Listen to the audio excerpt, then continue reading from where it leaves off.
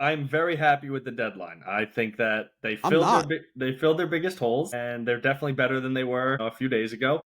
I agree with that part. I think the fact that you had to bring in 7 players says something about the roster construction, but that's a separate conversation. Kudos to Cashman for getting it done.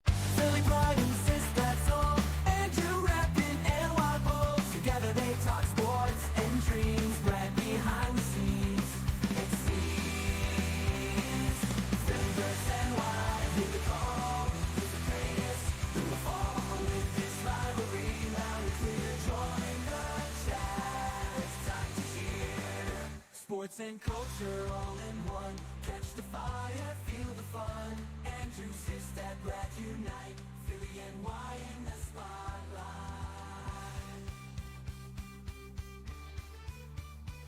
Hey everyone, welcome to episode 60. We are recapping the New York Yankees trade deadline as Greg once again joins me for a Yankee exclusive episode. We'll be touching on the Mets and Phillies deadlines as well in a different episode. But for the sake of this is all Yankees, and it was a wild one. Probably the most active one that we've experienced as fans. Yeah. I can't remember the last time the Yankees themselves acquired 7 new players in the span of a couple days, and obviously got the Padres going crazy, trading 15 prospects or whatever it was, and a handful of big names got moved. So it was an entertaining last 48 hours after or 36 hours really after like kind of a slow start leading up to it. I felt like it was a little bit of around baseball wise. Yeah, exactly. Yeah. All right, we'll quickly just touch on some of the moves. Obviously, you mentioned a bunch of moves they made. They also we're also working on trading away pieces at the same time, which to do all that at the same time, that's a lot. They traded away Peraza. And when did they DFA'd and moved and traded Carrasco? When was that? I don't even remember. I don't even know. I feel like it got lost and it happened a couple days ago. And then he pitched tonight. He pitched for the Braves tonight. I saw that, and then after the game tonight, I think they sent down Hamilton and the guy who pitched 3 innings today, Santos. Yes, yeah. So a lot of movement, that's for sure. The roster is going to look very different next time we see them, or tomorrow night or Saturday.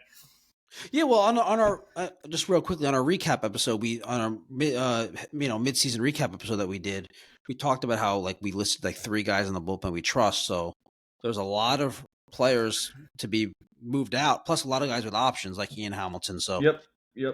And I think I'm down to I don't know if that number 3 still holds, honestly, after the last couple of weeks, but we can get into it as we talk about the new additions, new shiny new toys. Yep. So going back a couple days, we're not going to spend too much time because it's kind of old news, but Ryan McMahon, Yankees got themselves a new starting third baseman, replacing what was a disastrous position.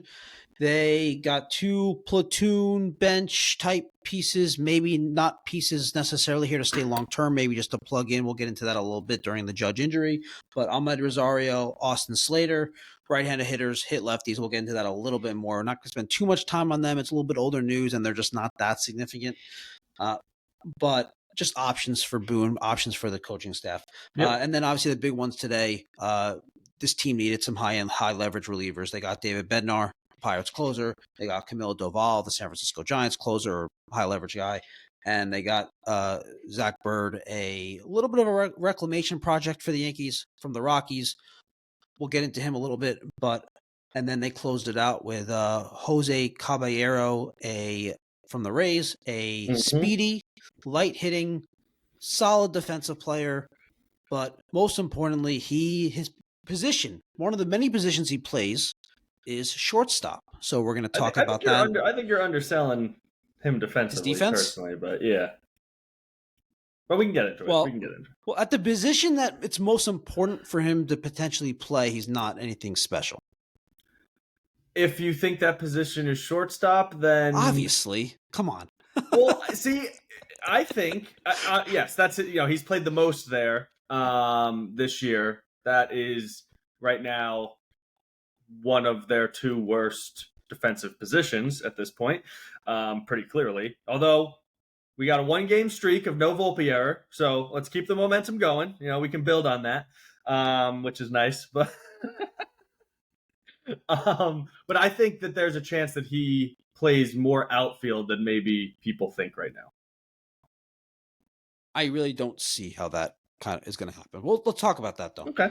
In a little, let's talk about that. So, let's dive in. First, let's talk about.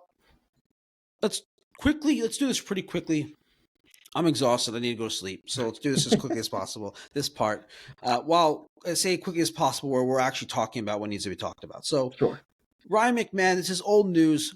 The Yankees had themselves a third baseman. It was so bad. Now they get one of the premier defensive third basemen in, and a guy that can hit, has power, has some on-base skills, has some significant flaws offensively, right? He strikes out a lot, low batting average guy, low contact guy, but there's potential there offensively for him to be better than that, especially against righties. Some players, it's been well documented players that go from cores. Everybody talks about the cores effect, the splits, but also has a negative effect on the road. Mm-hmm. Just because the vast difference in the air quality and the air different, the difference in the air, how you're, the spin rates from pitching. There's such a distinct difference between cores and everywhere else that it has a negative impact on Rockies players playing on the road. Also, the Rockies are known to have the worst analytical department in the game. So players like DJ LeMahieu came over and say, like, LeMahieu came over and says, I never had this kind of information. Like, wow, this is amazing. So that also theoretically would help a player like Ryan McMahon at the plate. Either way, let's say he's a slightly below league average hitter with the Yankees and great defense, huge upgrade. Massive upgrade, and I think he has a chance.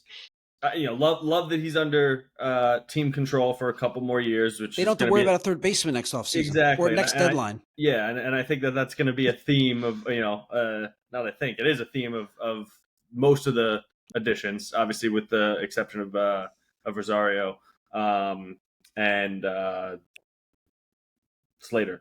But anyway, the significant additions, quote unquote, are all under team control for more than just this season, so that's nice. But going back to McMahon. I think getting out of just the Rockies in general is going to be great for him. Like, you've already kind of seen it in the games that he's played. He's looked good at the plays, had good at bats. Obviously, he's going to strike out, but he's played good defense. Made an error. It's just contagious, I guess, with the Yankees. But has been nice to watch play defense compared to what we've had to deal with. Has some offensive upside, like you mentioned, and I think getting out of baseball Siberia in Colorado, where you're playing in front of 20,000 fans every night and playing for nothing with no chance of winning. Like, just mentally, I think that'll help him. So we saw it with the walk-off in the crazy game last night. I think that he has a chance. Is a high floor and potentially high upside with some better offensive production in a better situation, batting 7th instead of 4th for a terrible Rockies team. Yeah, no, I mean, it's very true. It's very true. So I agree. That's the hope, is that you take all that together. You take the cores thing, going away from cores, take the more advanced. Well, we don't need to get into. You don't need to criticize the Yankees for this. We can obviously agree that they're a better, well-run organization than the Colorado Rockies. Yes. So setting a high bar. Yeah. So all that together, I think, being in a better winning environment, like you said, hopefully that gets more offense out of him. So, but anyway, great addition. We're happy with the way he's played so far. He's played very good defense. He made that one bad play, but he's played very good defensively. Yep. And it's pretty obvious when watching him that, this is a really good third baseman. Massive upgrade at their biggest need. So just in my opinion, their biggest need. So massive. Okay, so now then they make this move for Ahmed Rosario. The timing of this move is very, I would say it's not coincidental that this is when the Judge injury happened. He went for imaging, and this whole situation came down where they traded for Rosario because maybe it's just a short-term move while Judge is on the IL. or maybe it's even for when he comes back and he's just DHing. But this Rosario, there's this idea out there. I was actually listening to WFAN a few days ago. I think it was last week. And the afternoon drive show, Evan Roberts said he was going on a rant about how like they should bench Volpe. And I know you agree with this. I know a lot of people, that's not the issue I have with what he was saying. Okay. He was saying, and that he's like, they have a clear guy to play. Ahmed Rosario is a shortstop. He played it with the Mets. And he's like this. I forgot. I don't even know how old Rosario is. For a spot start or in a crunch, if you needed a warm body, sure. But past that, you're not exactly relying on Ahmed Rosario to be. I would put Ryan McMahon at shortstop. I would put Jazz at shortstop before Ahmed Rosario. I'm not joking. It's not a crazy idea.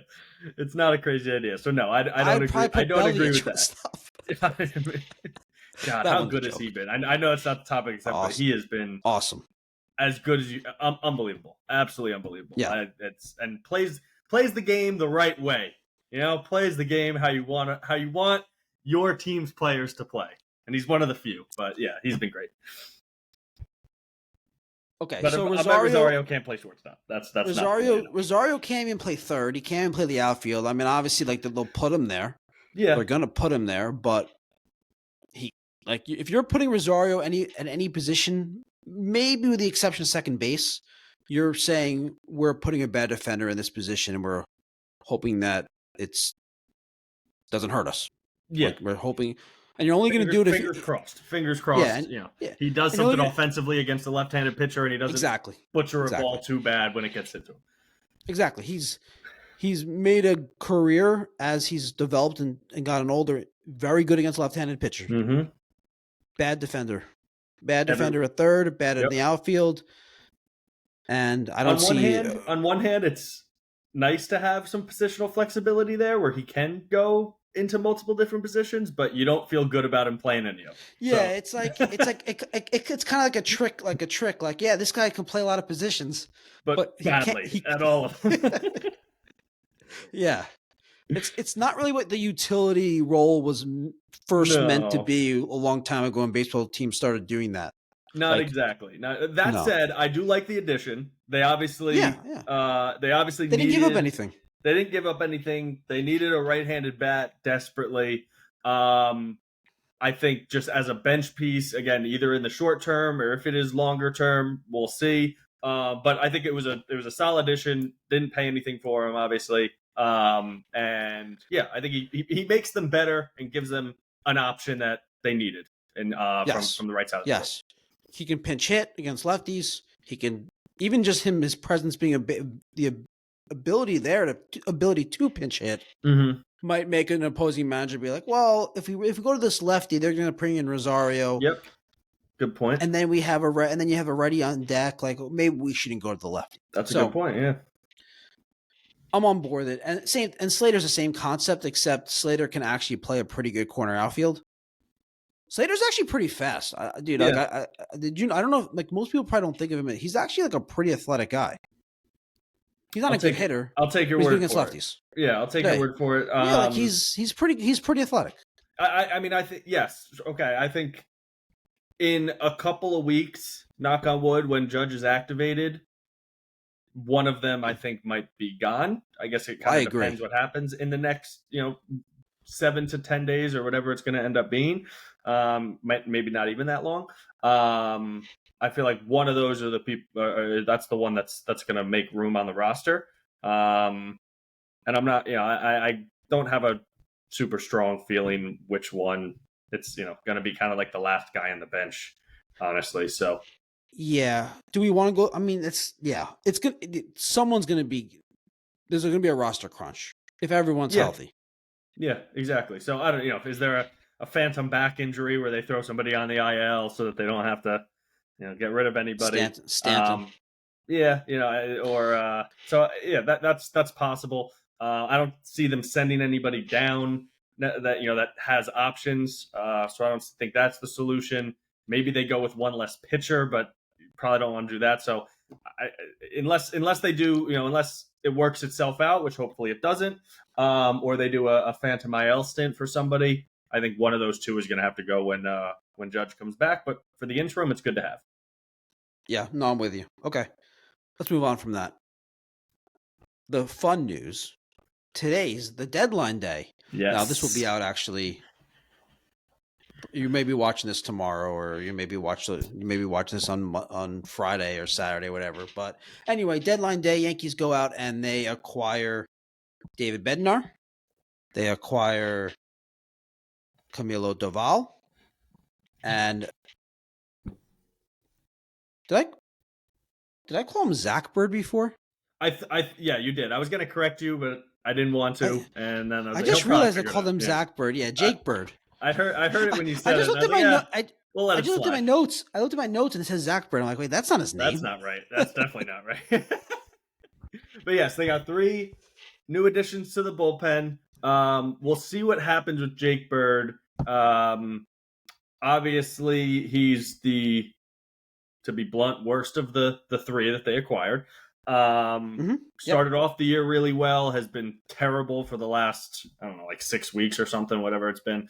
But he's somebody who has options. I wouldn't be surprised if, he spends some time in the minors when they try to switch up the pitch mix and work on some things there before throwing him right into the bullpen. But they might, we'll see, in kind of a low leverage blowout kind of situation just to get him some work.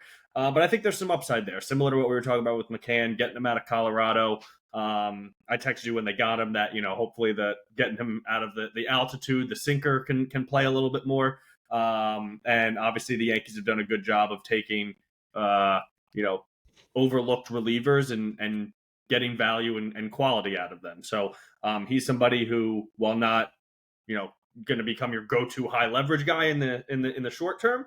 You never know. In the short term, I think there's a role there, and hopefully, they can pull something out of him and get him back closer to what he was to start the year when he was very, very good, and all of a sudden you have another weapon out of the bullpen. Yeah, I think this is just one of those things where it's like you take a guy with a big arm, he throws pretty hard, has a few different pitches. Like you were saying, like you let the Yankees work with him. You let Matt Blake, you let them work with him, and work on some mechanics, increase the spin rate, increase the velocity, change the pitch mix. We'll see what happens. And they needed arms. I mean, obviously they didn't get a starter, which I know that you were clamoring for. And I think when I think when we did our last episode together, you had that as their number 1 need, if I remember. Do you want to talk about that now? Because I'll tell you, this is really interesting. Usually I'm a little bit more positive and more like calm about everything that's going on with the Yankees and like less panicked. I'm like, your overall, I meant to do this when we first started, actually, like your overall feelings about the deadline, or you're like very happy with the deadline. You thought they did a good job of filling the. I'm very happy with the deadline. I think that they filled their biggest holes, and they're definitely better than they were, a few days ago. I agree with that part. I think the fact that you had to bring in 7 players says something about the roster construction, but that's that's separate conversation, which people listening have heard me talk about before. But you should at least appreciate kudos to Cashman for getting it done, making trades. Obviously didn't pay any exorbitant prices for anybody. They are significantly better, in my opinion, than they were a few days ago. Because you can appreciate that. It's like in the past, like a lot of you and I think you were definitely a believer in this, but a lot of Yankee fans think like the Yankees take was like, as they went through their midseason swoons, was like, it'll straighten out. Like we don't need it. Like our process is good. Everything's good. The roster's good. We don't need to do much. Here they were saying that mostly publicly, like at least Boone was. But then at the deadline, they decided, no, we need to make some pretty significant changes here.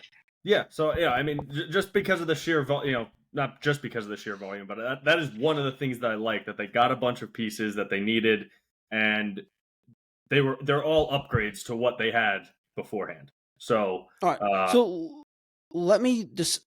I want to get into Bednar and Doval, but real quickly, I just want to say starting pitching. To me, I'm I'm not saying that, oh, this is a bad deadline, I'm upset, Yankees have no chance, like anything like that. No, I think they're a better team. I think they have a very legitimate chance to make it to a World Series. I think they're among the best teams in baseball. I think they got better. But yeah, I think starting pitching was the biggest need. And I can understand, and I appreciate the concept of we don't want to what the Cashman in the front office saying, we don't want to spend X amount for a relief pitcher because we're talking about 14 innings, 15, 16 innings, and then a few outings in a playoff, which if you're talking about, say you take like Duran or you take Helsley and you say he's better than Bednar by however much you want to say. If you put that into 7 appearances in playoffs, like the difference in terms of like a good outing, or it's essentially 50-50 in terms of like the difference in performance, right? Like just because someone pitches to a 1.9 ERA in the regular season to compare to a 2.5 ERA in the regular season, it's like it's one bad outing versus one good. Yeah, so it doesn't really make that the lower ERA guy or the guy who strikes out one more guy per 9 innings may not necessarily do that in 6 innings in the playoffs. And I mean, a great example is totally unrelated to the Yankees. Not totally, but Griffin Jacks. Like last night, I think he had like a 3-something ERA going into the game. Gives up 3 singles. They yank him. They put a position player in. They all come around to score, and now he's got like a 4.5 ERA. So he's not traded, and he's traded. And then he went to the Rays. Yeah. So he, I think I mentioned him in the last episode. But anyway, so one outing for a relief pitcher obviously can have a drastic impact on an ERA number. So your point, the value, the incremental value may not be there as much. So I understand, and I completely agree with the idea of like not overpaying for a relief pitcher, but I do like that they got really good Bednar and Doval, good moves. They didn't pay the price that the Phillies paid for Duran, or they didn't pay the price that the Padres paid for Helsley, and I also get that like not that many starting pitchers were moved at this deadline. That's true. Yeah. Ryan wasn't moved. Keller wasn't moved. No. Merrill Kelly was rumored to be ruined. Was he? He ended up being moved, right? Merrill Kelly, or was that just a rumor? Yeah, he went to the Rangers. He went to the Rangers, right? Okay, yeah. Cease wasn't so much moved. happened. I can't even remember. Yeah, right. He was the biggest name and probably the best starting pitcher. Shane Keller, Bieber too. Shane Bieber, but that's like he hasn't pitched since last April. Exactly. Coming off Tommy John. Coming off Tommy John. Taj Bradley, but he went to the Twins, so it's not like a contender. And he has like a 6.5 ERA. Yeah, he was in AAA. But yeah. So obviously the starting pitching market, seemingly because of a lack of options, the prices were very, very high. So the Yankees chose to just load up on bullpen arms, get 3 arms. Exactly. Which I'm all on board with, and we were talking about it that.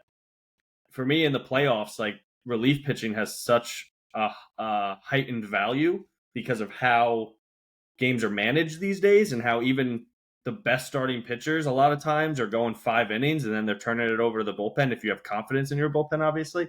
So the more arms that you can throw out of that bullpen, for me, the better. And if the price was too high on a starter, then they pivoted to the next best thing, which is let's just get in bulk and piece it together with the 6 we got and hope Yarby comes back and can give us something in the next few weeks and get to the finish line, basically. Obviously, hope that there's a lot of hope with the starting rotation for sure.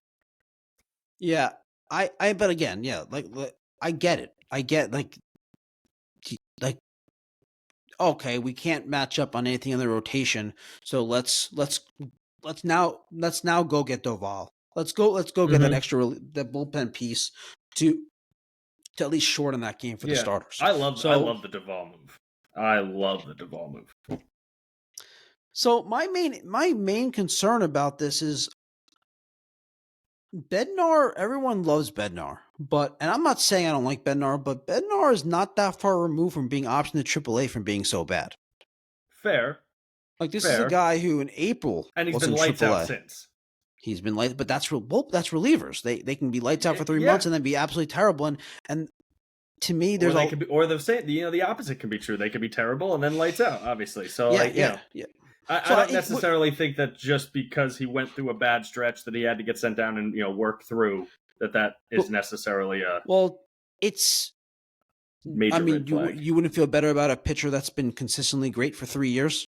Well, of course, but now we're talking about yes, would I rather them have gone out and got Duran? Sure. Would I rather them get if Clase wasn't suspended, somebody like him? Sure. I liked the idea of Griffin Jacks. I'm not sure how much better Griffin Jacks is than Bednar, at least recently. I don't think he's better personally, but obviously Duran, if you can get somebody like that who's proven and has just been elite for years now, like yes, option A, but option B, I think they could have done a lot worse than Bednar and Doval. I think that he's so closely removed. He wasn't a major league pitcher last year.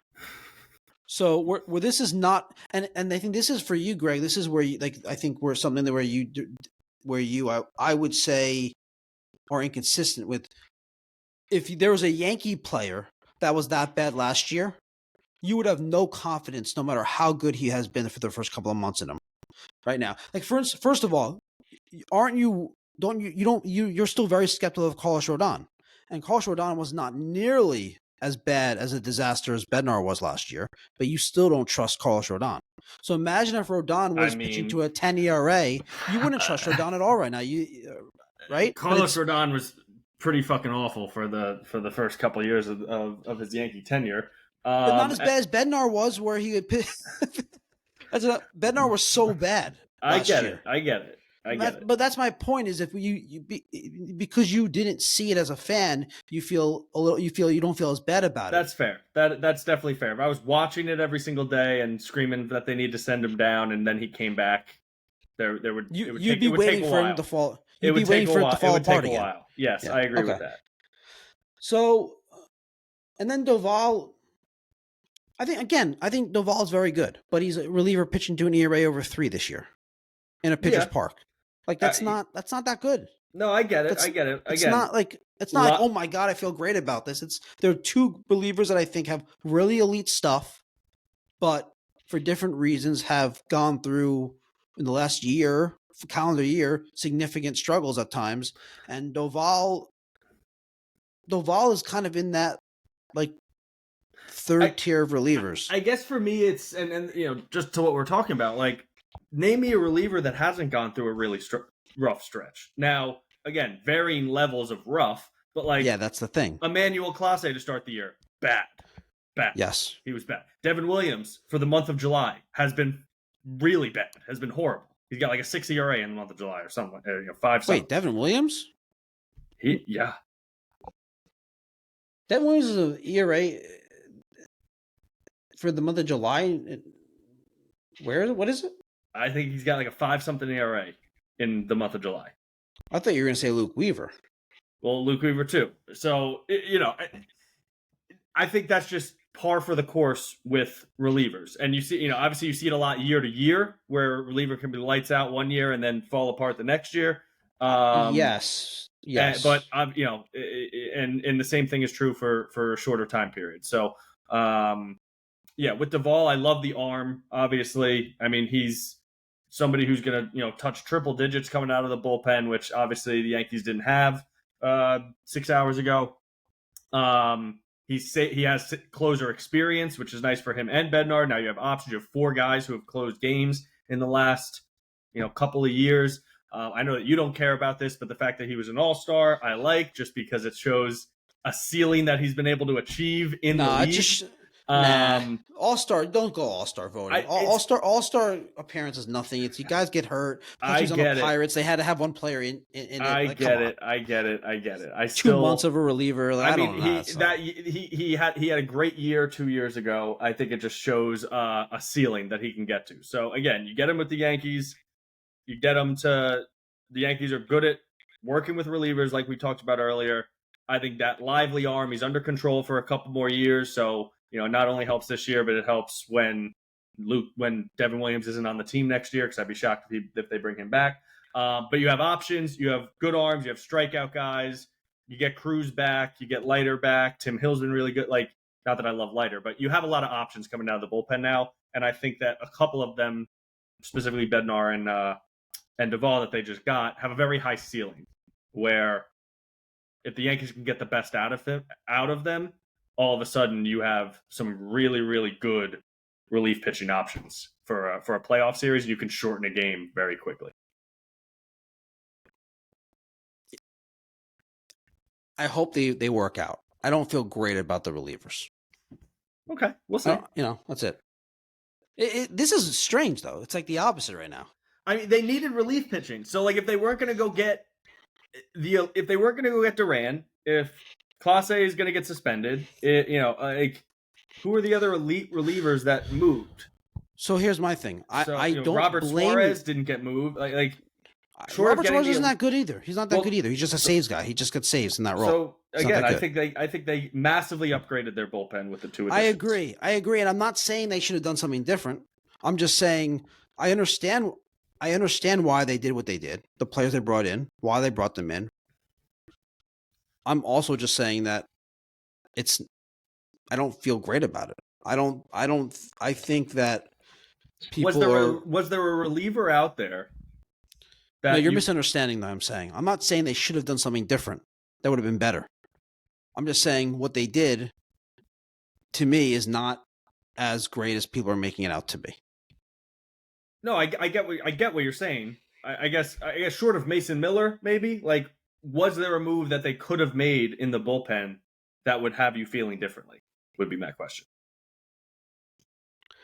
Or is Mason Miller the only one, or is Duran and Miller the only two that you would have felt more confident? I wouldn't have wanted to give up what those guys cost, so it's kind of a moot point. I don't want the Yankees giving up like Spencer Jones for Mason Miller. I think that's crazy. I just don't think that's worth it. You're probably right. I'm not sure where I fall on that. So, I understand why they did it. I'm just saying that I look at this and I look at these guys and I don't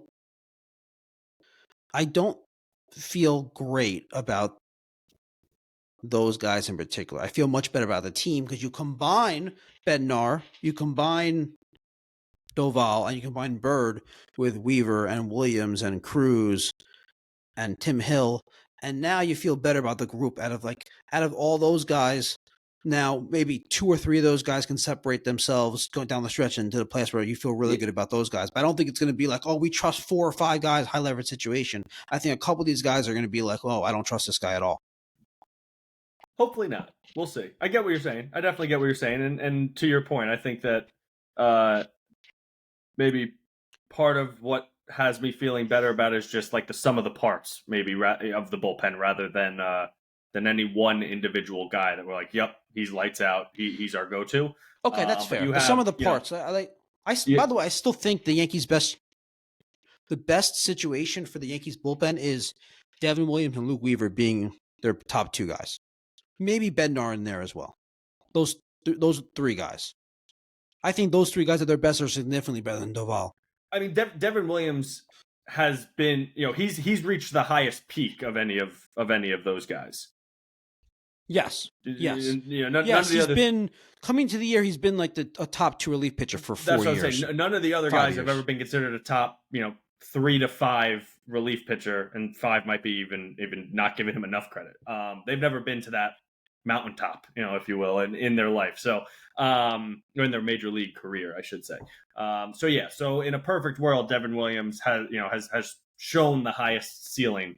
I don't love watching him pitch, but by the way, they have options now, at least. Do you realize Doval was also, forget about, Bednar was, I said he was dreadful. He was sent down to AAA last year, but Doval was bad last year too. Yeah, I know. He had like a 1.5 whip, and Yes, adjusted ERA minus is 122, so 22% below league average in terms of earned run, and that's not even that doesn't factor in that relievers should have better ERAs also.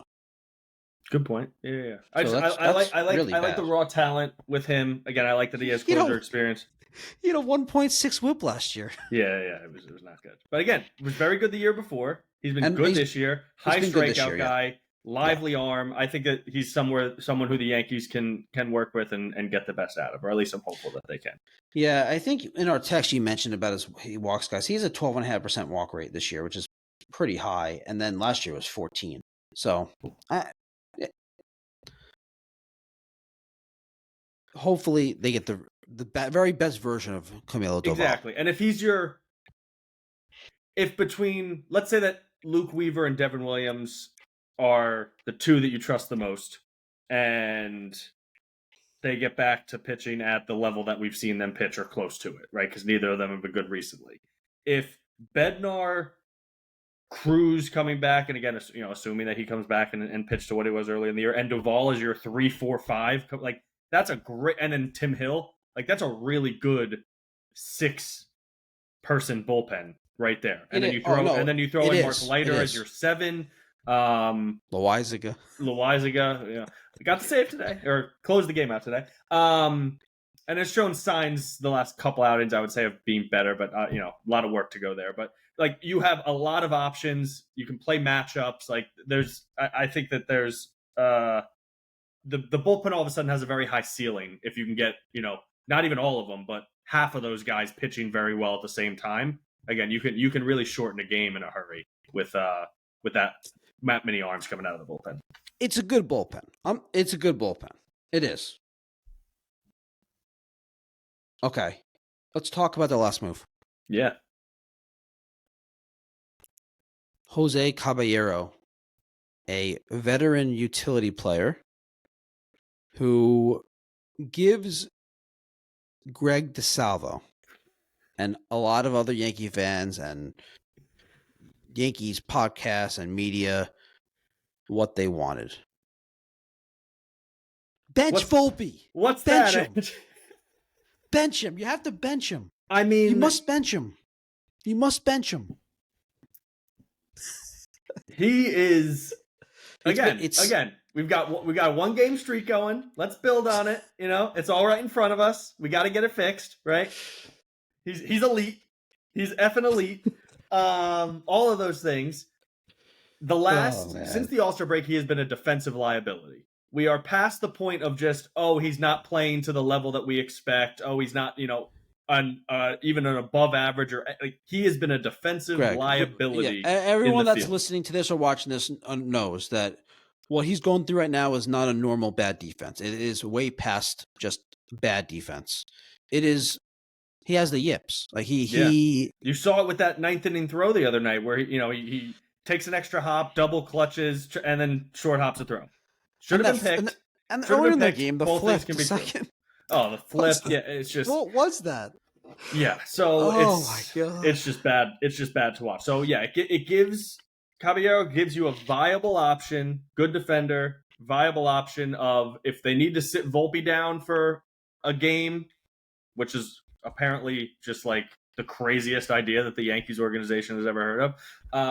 They have a legitimate option. If they need to sit him for a series, like they did with, I think last year, right? They sat Glaber for a series, and then he was really good the rest of the year after that. Like sometimes you just need a mental reset, or you just need to be like, hey, you got to get your shit together, or like we're not going to run you out there every day. They have a legitimate major league player who can yes give Volpe a spell if he needs it. That's the point. They have someone that they could do that. Yes. And if Volpe's really a problem, they have a different shortstop. Now, yes. And the added benefit, and the added benefit of him is that he is a great pinch run option. So, especially with the lineup and the roster that they have, they got Ben Rice, they're going to have Stanton, whoever it is. Like Peraza, he was playing that role recently just because he was the best that they had, but he's not exactly what you want coming off the bench as a pinch runner. So the fact that they have Caballero now, who can play multiple positions, play good defense, be a legitimate weapon off the bench as a pinch runner to steal bases, I think there's a ton of value there as well. Now, for a playoff series specifically, like pinch runners aren't as necessary in the regular season. But real quickly, I want to talk about what this means, bigger picture about the organization. But you mentioned earlier that you view him as an option in the outfield. Yeah. So, like, you think like he'd be playing like a corner outfield over like Slater. I think there's a 50-50 shot that Judge doesn't play the outfield this year. Oh, I agree. So, I agree. Him in right field, I think could potentially become an option, or him in left field. If they leave Bellinger, Bellinger's just such an elite left fielder. I think he could definitely be a corner outfield option, depending on Slater versus him. I guess is kind of who's going to be a better defensive option out there. But I don't. Well, Slater's going to be a better bat against a lefty, though. Much better bat. Sure, of course. But I don't. I'm thinking more of like a late inning defensive replacement kind of thing. Oh, okay. I see what you're saying. I see what you're saying. Yeah. Okay. So, I do not have much confidence right now that Aaron Judge is playing the outfield again for the rest of this year. I don't know why they haven't committed to that, and I don't know if I want him to. Like that's the other piece of this. I want him to if he can. I mean, obviously if he can, but like, yeah, I don't want to force it if he's not healthy.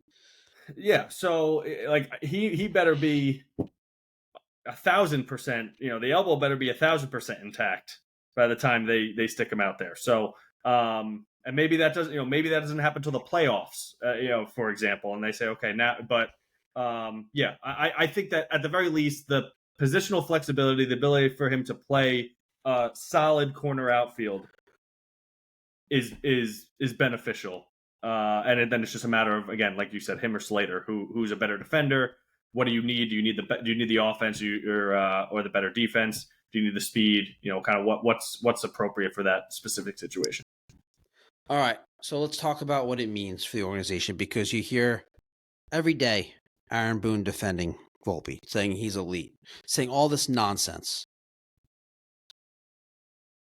And now you have Brian Cashman go out and acquire a guy that can clearly play shortstop. Yep. So all of this, like, we're going to get him through that, where he's a lead, he's the best. We know he's, I would never consider not playing him. I would never consider him giving me a day off. All of that.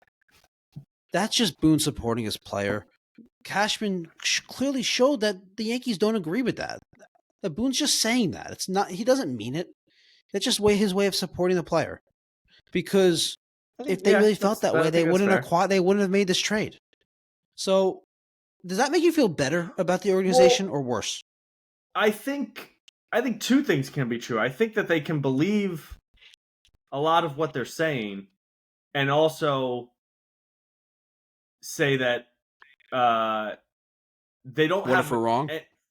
Not even what if we're wrong, but like what we've been texting about for the last week or so, where I was send Volpe down, sit him down, like everything, like running him out there every day doesn't seem to be fixing the problem, right? Like he's had 7 errors in 6 games. Or 6 I know, but he's also has like 4. He's also home run almost every game. Massive home run. Listen, I don't know if I'd trade 1 home run for 1 error, but it would be interesting. I would trade a home run for an error every single game, depending on the error. But anyway, yeah. So they haven't had a viable option other than running him out there every single day. Yes. So now they have a viable option. So I think on one hand they can still believe that he's effing elite, and they have a superstar, and whatever. That's exaggerated, obviously, but they can still believe that while also saying, okay, the solution here might be to sit him down for a couple of days and let if this continues, where before that wasn't really an option, because are you going to start Peraza realistically for like a full series where we're in games that you need to win now going into August? So, but this just shows that, yeah, I'm not saying they believe in Volpe. They believe in him. But the idea that they haven't considered or had a conversation about potentially setting him down or playing someone else, they definitely have had the conversation. The conversation has gone this, well, who are we going to play? All right, we have to get someone. Okay, yeah. I'm on it, Boone. And then Cashman goes and gets someone. Yeah. That's it. No, I like the move.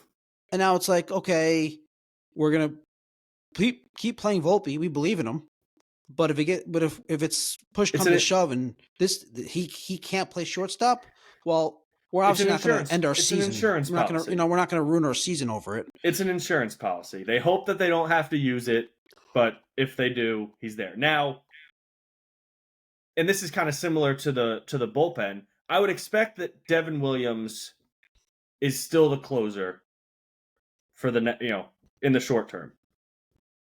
Oh, But if dude, if are we really going to do this? Are we really going to do this? because it's because it's the same thing. Like it's the same concept. Like they have It's options. not.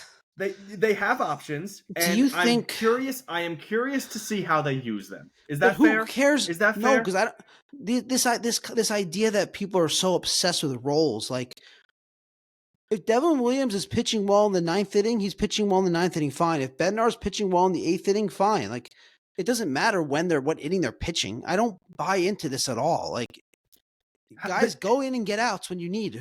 If they're so Yes, but not every team. if Boone is committed to using Devin Williams in the ninth inning because he wants him in that role, that's fine. If you trust Bednar more, how do you know he's not getting the tougher outs in the eighth inning? So you'd rather have him in the eighth inning anyway. So why do you care who's pitching the ninth inning specifically? Especially if you're talking about Because playoffs. this is insane. They're human beings. They're not robots. So like people having a defined role is good for them, and people succeed when they know what their role is. So the idea that like, oh, one day Devin Williams is going to close, like, no, legitimate playoff teams, legitimate title contenders have a defined closer. Hold on a second. Who closed the World Series, the final inning of the World Series last year? Walker Buehler. Oh, that's his role. That's his defined role. We're really going to do this? Dude, this isn't a thing. This is made up by No, fans and traditional. Yes, it is. No, it's not. That's Okay. crazy. Let me take a step back here. There are certain players that like the defined role and the consistency of it, and there's people that have like the ego of like I'm the closer pitching the ninth inning. That's a thing. And for somebody to get those final outs or high leverage outs, to your point, you need a little bit of that. Like But you you need to just- have like but- yeah, I'm the but- fucking guy. But the role could be the defined role doesn't have to be the way it's been that you're defining it. It doesn't have to be I'm the closer. I'm pitching the ninth inning. It could be I'm back late in the game. I'm pitching against the heart of the lineup. Okay. I hear what you're saying, and I don't want to. We'll go on for hours here. Yeah. I guess to take it away from being closer specific to being like, okay, who's the relief pitcher that I trust the most? Or in this against certain righties or certain power bats or certain guys, there's certain matchups. Like I think like players will know their role. They have to have that conversation, and Boone has to do a good job of, and Matt Blake have to make sure they understand that role. But it's not necessarily the defined role is not by inning. It's by righty lefty. It's by heart of the order. It's by certain type of hitters. Maybe certain type of hitters like Doval, for instance, is much better against righties who chase sliders out of the zone. Right? We've seen that with Clay Holmes. Clay Holmes struggled against lefties. So there's certain roles. It doesn't have to be hitting that this is your role against these type of hitters. In this playoff series, you're going to be facing this group. That's the role. It doesn't have to be the hitting. All right. I disagree. The bottom line is, I think it's an emotional thing you think as a fan. You want, this guy's my closer. This guy's my eighth inning. This guy's my seventh inning. No, it's not about. I want to have a defined closer and then have, based on order of trust and highest leverage situations, ranking of where I go. Okay. So let me ask you this. So let's just say Bednar is your closer. Just say that. I understand your.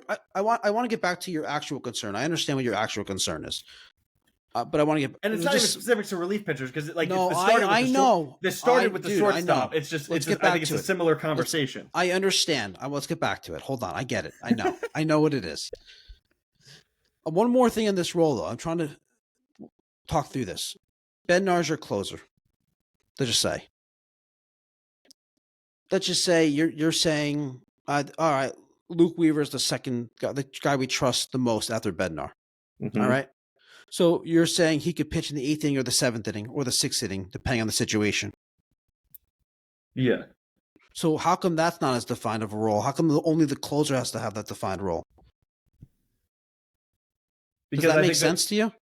No, 100%. I totally get it, and I'm not vehemently opposed. Like, it's not that a closer can never pitch outside of the ninth inning. That's not my point.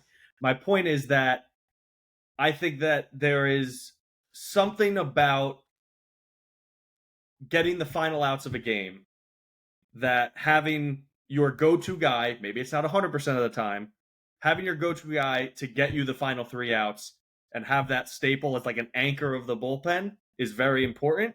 And then you can go from there with, again, next highest leverage situation, matchups, the lanes that they want people facing.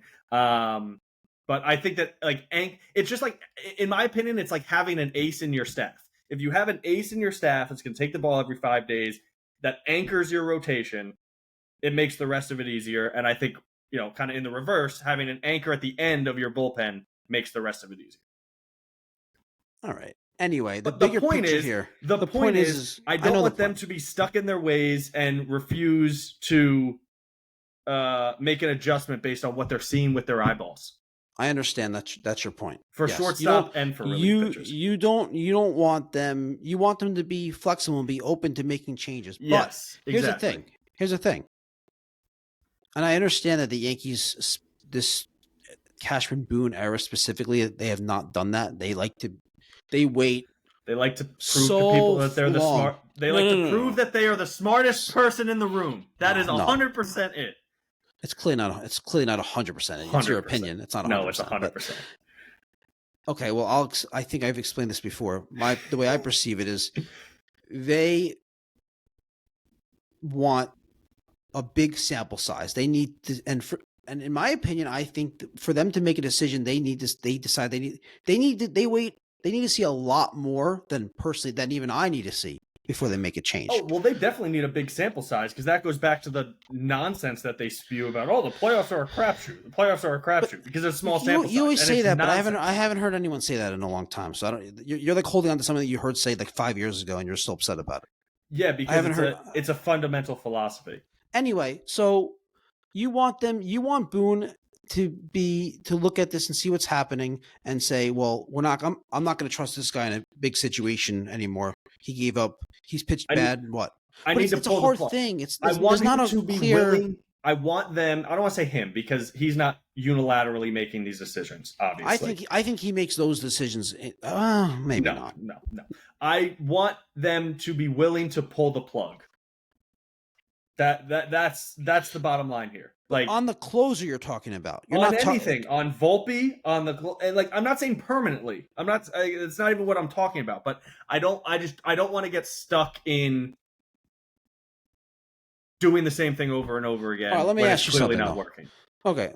Now that they have options. Again, when they didn't have options, and I'm sitting there like the option B is the worst offensive player in baseball. Like, yeah, you don't really have an option. So I understand your concern, though, but I understand what you're saying, what you want them to do. But if you actually think it through and have it play out, it's not as easy.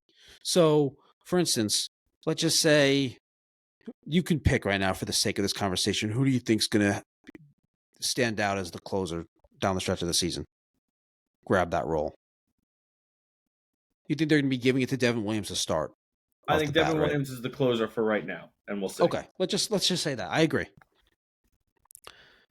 All right, let's say next outing, he gives up a solo home run in the 9th. Up 3-2. Game's tied 3-3. They win the game in extra innings. Mm-hmm. Are you letting him come out as the closer next game?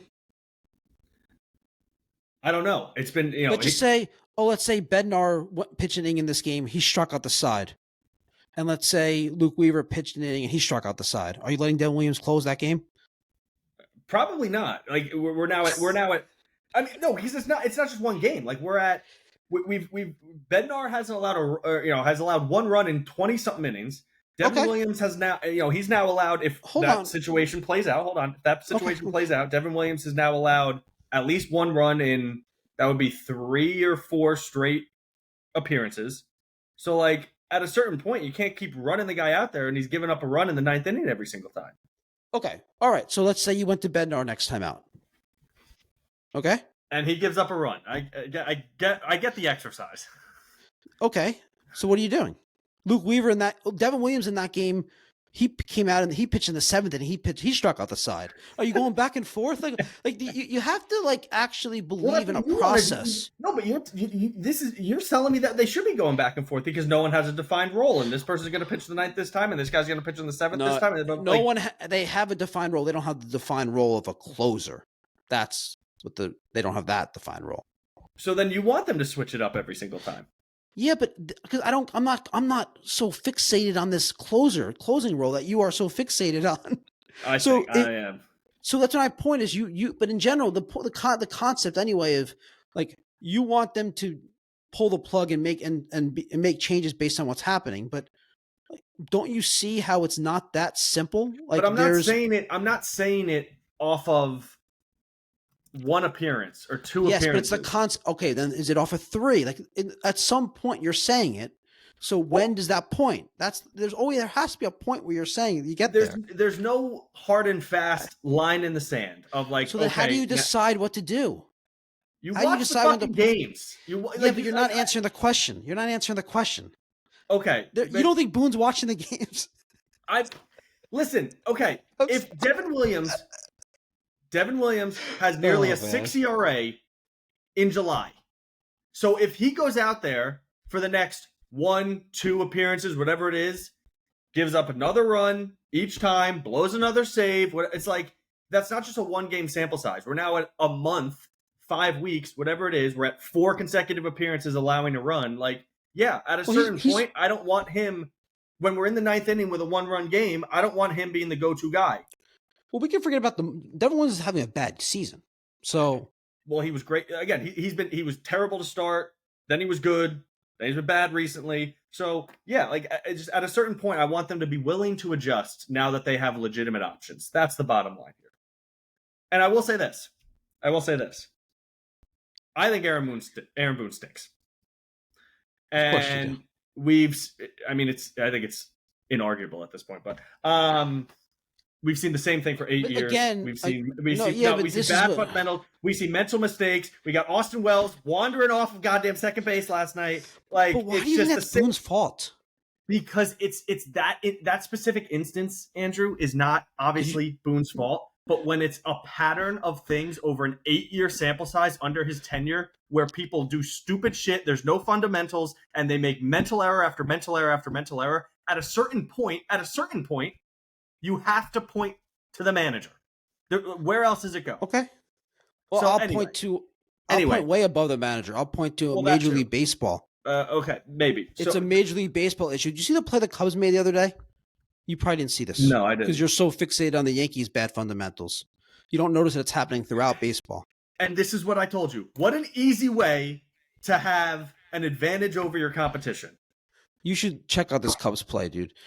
It was like a swinging bunt, and there was a runner on third, and the Cubs infielder like ran in. It was fair, knocked it like into foul territory, and like the other team started like running around, like, scored 3 runs just running around the base. I mean, insane. But anyway, here's my point with all that. Caballero actually, for the record, the guy who made the barehanded play on Grisham's bunt last night. So a little bit of a defensive flash when he did that.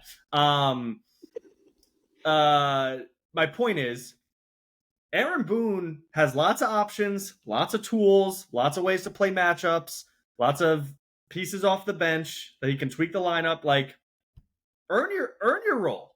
All right, like earn your money. Now's the time to manage. Let's see if you can manage. I'm with you on this. They have put a roster around them they have someone for every situation. Yep.